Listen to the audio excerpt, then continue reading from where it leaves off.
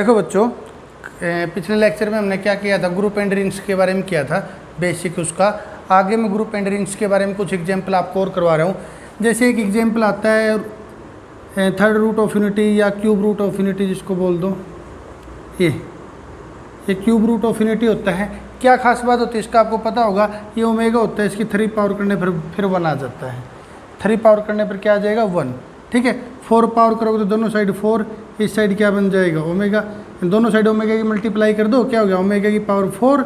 ठीक है, और ये क्या बन गया, ओमेगा बन गया। और इसको ओमेगा की पावर 3 इंटू में ओमेगा लिख सकते हो, इक्वल टू ओमेगा। ठीक है, ये क्या लिख सकते हो, ये क्या बन गया, ओमेगा। तो ऐसे करके स्केयर भी निकाल सकते हो, यानी कि 4 पावर दोबारा किसके इक्वल आ गई, ओमेगा के इक्वल आ गई। ठीक है ना, ये आगे करने की सोल्व नहीं। इसी प्रकार 5 निकालना चाहो तो एक बार और कर लो, ये ओमेगा की पावर 5 और ये ओमेगा स्केयर। इसी प्रकार से आप इसको, वैसे तो बेसिक आपका नंबर 3 वगैरह में आता है, तो क्यूब रूट ऑफ यूनिटी आपको पता होना चाहिए अच्छे से, फिर भी आप इसको फाइंड आउट कर सकते हो। इसको है ना कंपोजिशन टेबल के द्वारा सोल्व किया है। इस एग्जाम्पल के द्वारा हम कंपोजिशन टेबल भी बनाना सीखेंगे, कंपोजिशन टेबल कैसे बनाई जाती है। ध्यान से सुन लो, कुछ भी रटने की जरूरत नहीं है। जो आपका सेट है उस सेट के सारे एलिमेंट लिख लो ऐसे। ये सिंबल बनाओ, जैसे मैंने सिंबल बना रखे क्रॉस का ऐसे, और सारे एलिमेंट लिख लो। रो वाइज लिख दिए, ऐसे इन सबको कॉलम वाइज भी लिख दो।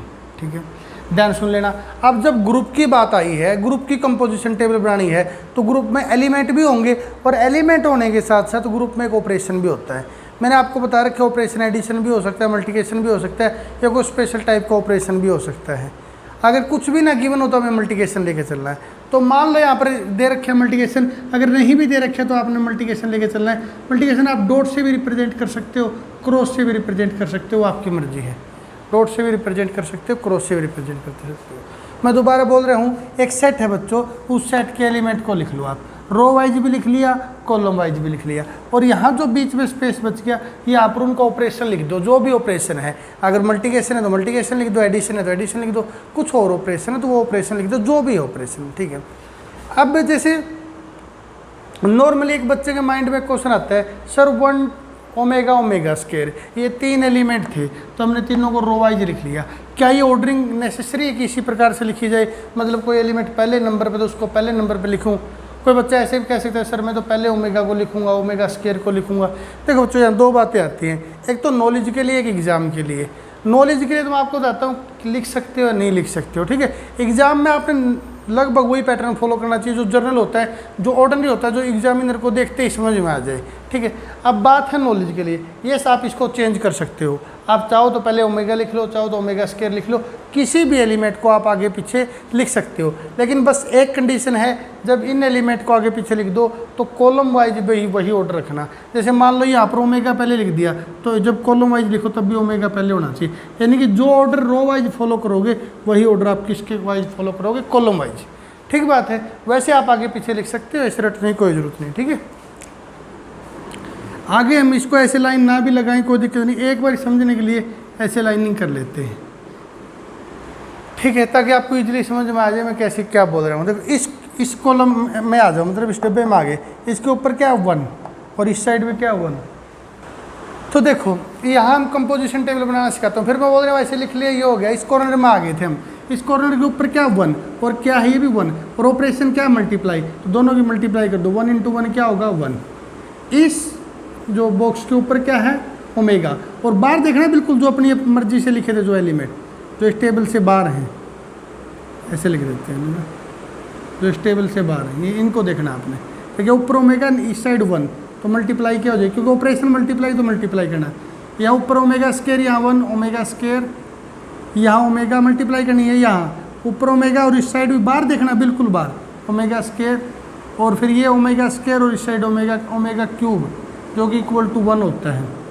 फिर यहाँ ओमेगा स्केयर, ओमेगा क्यूब जो कि इक्वल टू 1 होता है। ओमेगा की पावर 4 मैं पहले ही सॉल्व करके आ गया था, ओमेगा की पावर 4 किसके इक्वल होती है, फिर ओमेगा की इक्वल होती है। ठीक है, तो यहाँ इसका लिखने का कोई मतलब नहीं, जब ये 1 के इक्वल होता है। यहाँ भी इसके लिखने का कोई मतलब नहीं। यहाँ ये कंपोजिशन टेबल आ गई आपकी, किसी भी सेट के मतलब ग्रुप की ऑपरेशन लिखकर यहाँ पर ऐसे आप कंपोजिशन टेबल बना सकते हो। ध्यान से सुनना, कंपोजिशन टेबल जब आपने बना ली तो इसके बाद प्रॉपर्टी चेक करनी आती है। ठीक है, प्रॉपर्टी कौन कौन सी प्रॉपर्टी होती है ग्रुप की? फर्स्ट प्रॉपर्टी क्लोजर,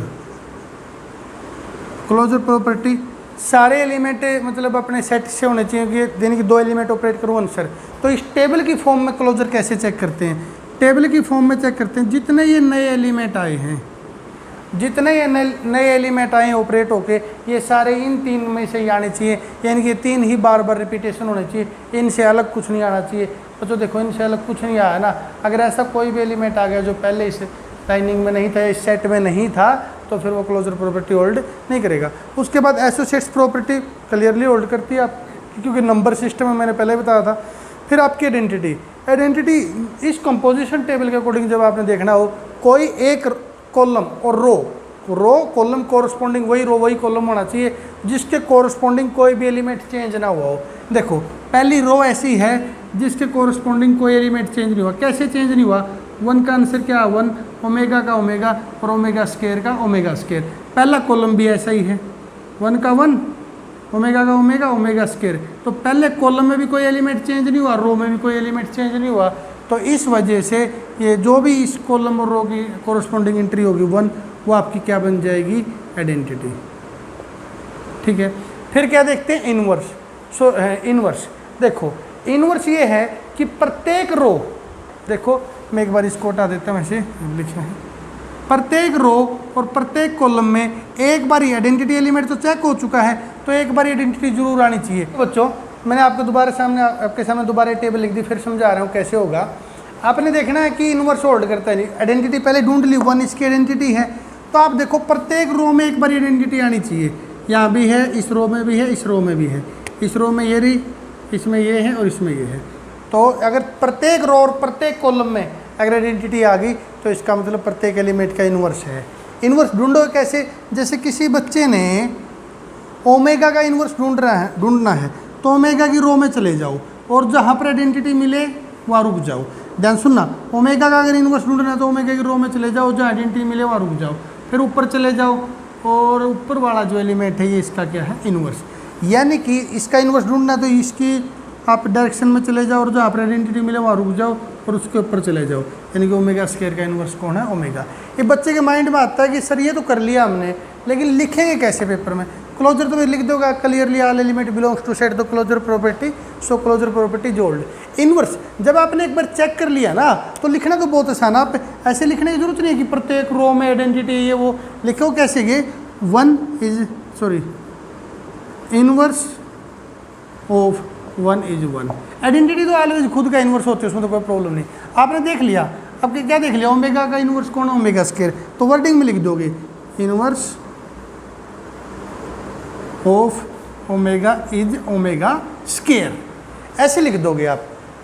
तो ऐसे लिखने से क्या होगा? ये 2-3 लाइन लिखनी पड़ेगी और इन्वर्स लिख दो, वो लिखने की जरूरत नहीं। हाँ, चेक कैसे किया जाता है तो आपने कंपोजिशन टेबल बनानी सीख गई होगी। मैं अब आपको है ना आगे करवाता हूँ। एक स्पेशल टाइप का ऑपरेशन होता है एडिशन मॉडुलो और मल्टीप्लिकेशन मॉडुलो। पहले मैं आपको एडिशन मॉडुलो करवाता हूँ। एडिशन मॉडुलो क्या होता है? एक क्वेश्चन एडिशन मॉडुलो का करवाऊंगा मैं आपको, अच्छे से समझ लेना बच्चों। एडिशन मॉडुलो क्या होता है? कोई भी एग्जाम्पल लेके समझाऊंगा। मैं आपको एग्जाम्पल लेता हूँ एडिशन मॉडुलो 5 का। एडिशन, मान लो मैं Z5 से रिप्रेजेंट करता हूँ इस सेट को। ध्यान से सुनना बच्चों, इस सेट में कौन से एलिमेंट होते हैं?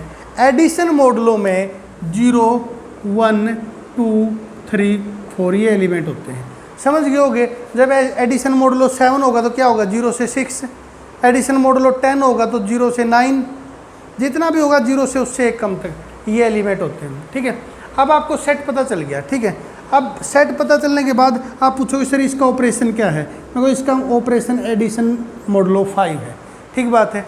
अब बच्चे कहेंगे सर ठीक है, आपने नाम बता दिया कि इसका एडिशन मॉडुलो 5 है, लेकिन ये ऑपरेट कैसे होता है? आंसर कैसे देता है? क्योंकि किसी भी ऑपरेशन का आपने ऑपरेट करने की जरूरत पड़ेगी ना। सुनो बच्चों, जब एडिशन मॉडुलो 5 अप्लाई करना हो, जैसे मैं इस पे अप्लाई करूँगा 2 + 1 एडिशन मॉडुलो 5। ठीक है, जब भी आपने मॉडुलो वाला एडिशन अप्लाई करना हो, ठीक है, तो इस 5 को 1 मिनट के लिए भूल जाओ। इस 5 को भूल जाओ, ये 5 दोनों मान लो 0 के बराबर है, और इस 5 को अगर 1 मिनट के लिए मेरे कहने से भूल जाओगे, फिर क्या बनेगा? 2 + 3। ठीक है, 2 + 3। कहते हैं सर फिर इस फाइव का कोई योगदान नहीं है, इस फाइव का कोई इफेक्ट नहीं है। हाँ, इसका इफेक्ट भी आएगा, मैं आपको समझा रहा हूँ। 3 एडिशन मोडुलो 4 लिख दिया आपने, ठीक है। अब आंसर कितना हो गया 7। अगर आंसर इन अलग यानी कि 0 से छोटा या माइनस में चला जाए या फिर 5 और 5 से बड़ा, तब इसका इफेक्ट आएगा, वरना ये सिंपल एडिशन है जैसे हम ऐड करते हैं। सुनना, अब इसका आंसर क्या हो गया 7। तो अगर 7 हो गया ना, फिर इसका इफेक्ट आएगा। ये 5 से ज़्यादा नहीं जाने देगा आंसर को। 5 से डिवाइड करके रिमाइंडर ले दो। अगर 7 को मैं 5 से डिवाइड करूँगा तो रिमाइंडर कितना बच गया 2। ध्यान से सुनना बच्चों, एडिशन मोडुलो 5 की बात नहीं है, एडिशन मोडुलो 6 हो, 7 हो, 8 हो, कोई भी एडिशन मोडुलो हो, वो इसी प्रकार से काम करता है कि सिंपल एडिशन कर दो। अगर आंसर इस फॉर्मेट में बच जाए कि 0 से लेकर n-1 तक का बच जाए तो आपने कुछ नहीं करना। और अगर आंसर जैसे 5 है यानी कि जनरल माने n है, n और n से बड़ा चला जाए तो फिर आपने क्या ले लेना है, रिमाइंडर। ठीक बात है। माइनस में भी चला जाता कई बार, जैसे -3 एडिशन मोडुलो 5 और या माइनस का 7, ठीक है। अब क्या होगा, इसका आंसर कितना आ गया -12। एक बार इस 5 को बोल जाओ, ठीक है। आपने क्या करना है, चाहे माइनस का आंसर आए चाहे 5 का प्लस का आंसर आए, इस 5 को 0 की तरह कंसीडर कर लेना है। ये 5 को क्या मानना 0। मैं 5 को 0 ये नहीं मान रहा कि प्रत्येक सवाल में रट के चलना 5 0 ना।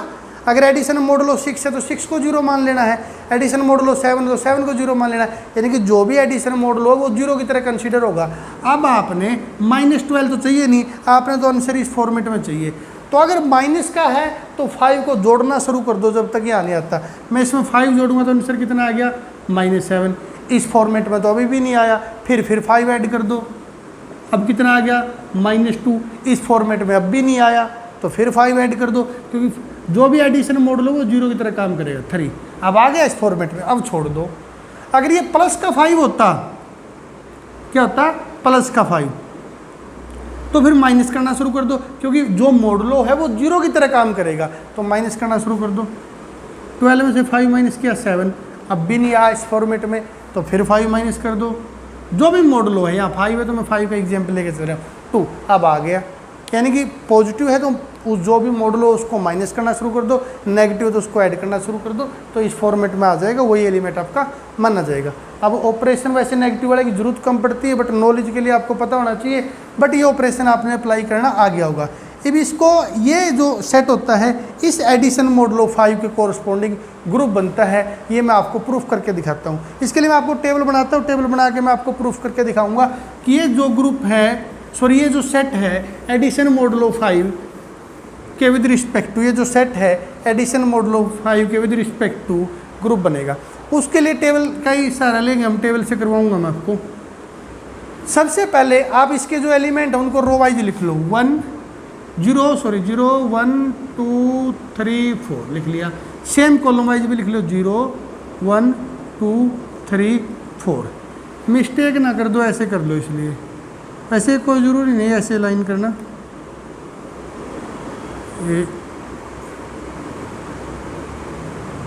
ये बन गया, ये टेबल बन के तैयार होगी। अब यहाँ क्या लिखना है, जो ऑपरेशन है। क्या ऑपरेशन बोला मैंने, एडिशन 5।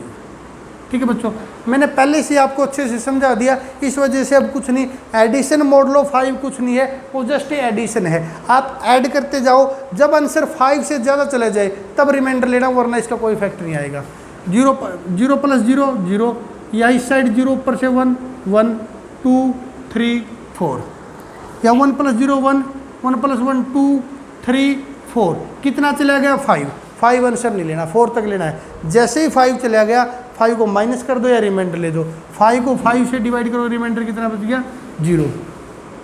ये 2 3 4, फिर 5 आ गया, कितना हो गया 0।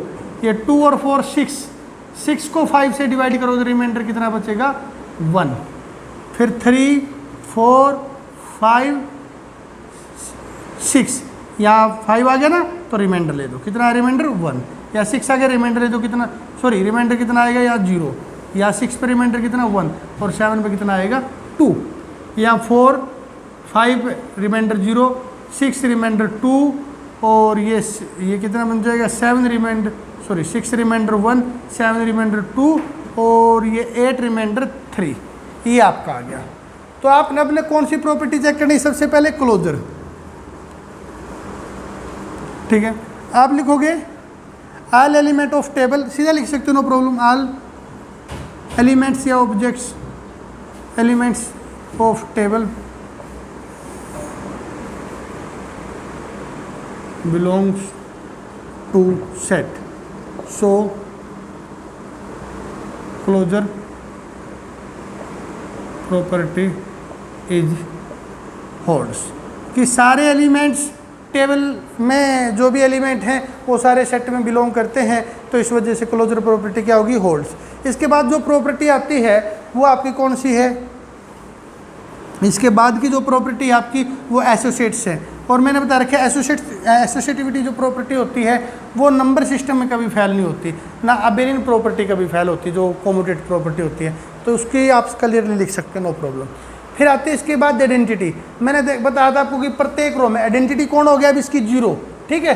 देखो प्रत्येक रो, और अगर टेबल के अकॉर्डिंग देखना है क्या कोई रो या कॉलम ऐसा है जिसके कोरस्पॉन्डिंग कोई चेंज नहीं हुआ, जैसे बच्चों पहली या कॉलम और पहली रो ऐसी है जिसके कोरस्पॉन्डिंग जाओगे तो कोई चेंज नहीं होगा, तो 0 क्या बन जाएगी, आइडेंटिटी। हाँ, लिखा ऐसे भी सकते हो 0 प्लस एडिशन मोडुलो 1, क्या आंसर है अपना 1, 0 प्लस एडिशन मोडुलो 5 का 2 करें, इसका आंसर क्या है 2, क्योंकि सब में ऐड करके देखिए ना, सारे ऐड करके दिखा दो। 0 प्लस एडिशन मोडुलो 3, क्या आ गया 3, 0 प्लस एडिशन मोडुलो 5 में 4 ऐड कर दो, अब 4, 0 प्लस एडिशन मोडुलो 1 2 3 4 हो गया, 0 बच गया, तो 0। सारे एलिमेंट सेम रहे तो लिखोगे 0 इज आइडेंटिटी, 0 आइडेंटिटी हो गया, ठीक है। अब क्या होगा, आइडेंटिटी के बाद क्या चेक करना है आपने, इनवर्स। इनवर्स एक बार चेक करना सीख लो, चेक कैसे करते हैं, फिर एग्जाम में लिखना भी सीख लेंगे, लिखते कैसे। जैसे चेक करते हैं प्रत्येक रो में, आप ये देखो आइडेंटिटी, इस रो में आइडेंटिटी कौन है, ये, तो 0 के 0, यानी कि 0 का इनवर्स कौन है, इनवर्स ऑफ 0 इज 0, ठीक है। फिर 1 आ जाओ, 1 की रो में आप आइडेंटिटी ढूंढो, ये है ना, 1 की रो में आइडेंटिटी क्या 0, इसके ऊपर आ जाओ 4, तो 1 का इनवर्स कौन है 4, तो इनवर्स ऑफ 1 इज 4। इसी प्रकार से इनवर्स ऑफ 2 का देखने के लिए इसके उसमें जाओ, रो में आइडेंटिटी ये है तो इसको ऊपर कौन है 3, तो 2 का इनवर्स कौन हो जाएगा 3। अब तो रिवर्स होना शुरू हो जाएंगे, 3 का भी 2 हो जाएगा, सब का इनवर्स आ चुका है। तो इस प्रकार से आप ये कंपोजिशन टेबल बना के, अच्छा कॉम्यूटेटिव प्रॉपर्टी इसमें नंबर सिस्टम में क्लियरली होल्ड करेगा, तो एक ऐसा ग्रुप बन गया एडिशन। ये जो सेट है बच्चों, दोबारा लिख देता हूँ आपके सामने, 0 1 2 3 4, ये एडिशन मॉडुलो 5 के with respect to abelian group बन गया, ठीक है। तो ये होता है आपका एडिशन मॉडुलो, ठीक है, ओके।